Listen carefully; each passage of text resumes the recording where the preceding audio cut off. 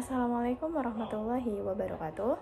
Perkenalkan, nama saya Irna Amelia dengan NIM 71123003 dari Program Studi Pendidikan Matematika Fakultas Studi Islam dan Pendidikan Universitas Serang Raya.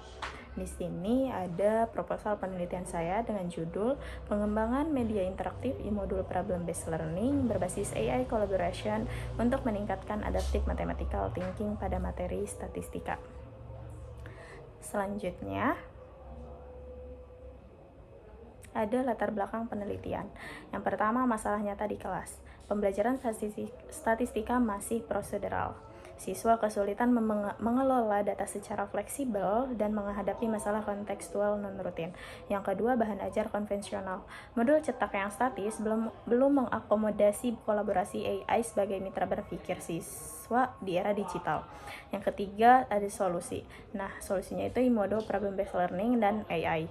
E-modul Problem Based Learning berbasis AI Collaboration menghadirkan masalah otentik, eksplorasi, multi-representasi, dan scaffolding adaptif.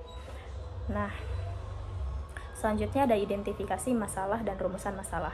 Identifikasi masalah yang pertama, rendahnya fleksibilitas strategi, multi-representasi, dan penalaran adaptif siswa pada materi statistika. Yang kedua, bahan ajar masih konvensional. Yang ketiga, belum ada e-modul Problem Based Learning terintegrasi AI Collaboration yang tervalidasi. Nah, selanjutnya rumusan masalah. Yang pertama, bagaimana proses pengembangan e-modul Problem Based Learning berbasis AI Collaboration yang valid dan praktis. Yang kedua, bagaimana tingkat kevalidan dan kepraktisan e-modul.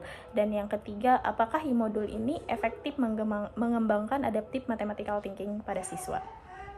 Nah, oke. Di sini selanjutnya ada tujuan dan manfaat penelitian. Yang pertama, tujuannya mengembangkan e-modul Problem Based Learning AI yang valid, praktis, dan efektif untuk mengembangkan adaptive mathematical thinking pada materi statistika. Secara teoritisnya, kontribusi pada teori bahan ajar digital matematika dan integrasi Problem Based Learning AI untuk adaptive mathematical thinking siswa. Nah, untuk siswa, yaitu bahan ajar adaptif yang melatih fleksibilitas strategi, multi-representasi, dan penalaran adaptif. Yang keempat, guru dan sekolah, representasi inovasi, pembelajaran matematika berbasis AI, dan higher order thinking skill. Oke, untuk selanjutnya ada metode penelitian, di mana metode penelitian di sini menggunakan R&D model EDI. Nah, penelitian R&D menggunakan model EDI Branch 2009, yaitu sistematis, iteratif, dengan evaluasi formatif di setiap tahap. Di sini saya mengambil subjek 30 siswa kelas 10 SMK 6 Kota Serang, classroom random sampling, di mana lokasinya di Jalan Desa Masjid Priyayi nomor 69 Kota Serang, dan waktu pengambilannya yaitu dari Februari sampai Mei 2026. Nah, analisisnya kebutuhan siswa, kurikulum, kondisi awal adaptive mathematical thinking. Desainnya storyboard, masalah highly structured instrument.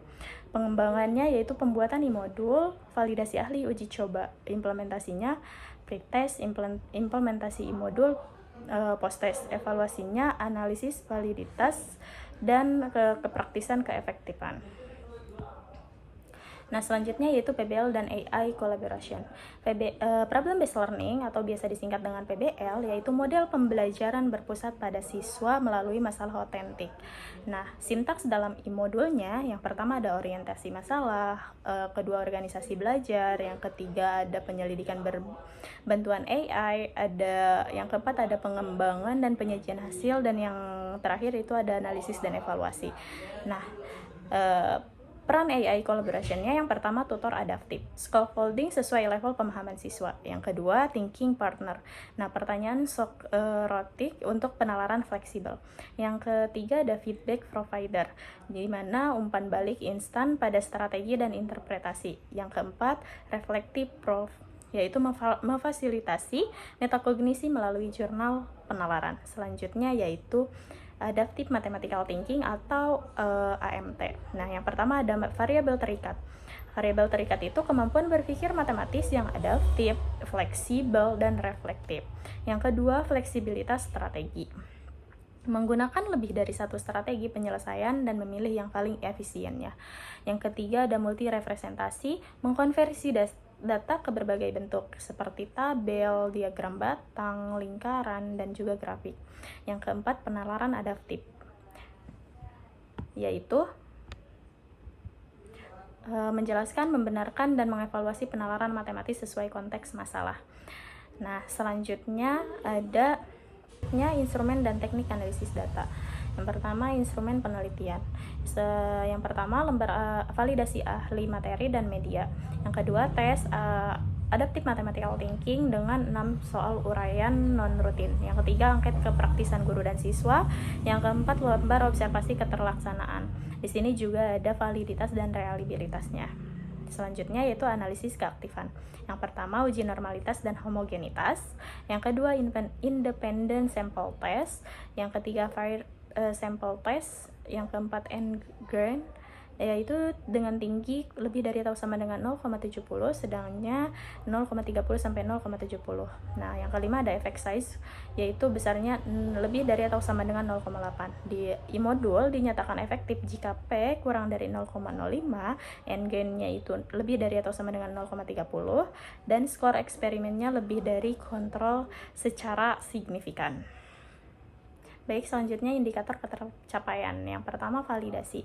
Skor validasi ahli materi dan media lebih dari atau sama dengan 3,40 dari skala 5. Nah, kedua praktis. Skor kepraktisan guru dan siswa lebih dari atau sama dengan 3,40 dan keterlaksanaan sintaksnya lebih dari atau sama dengan 80%.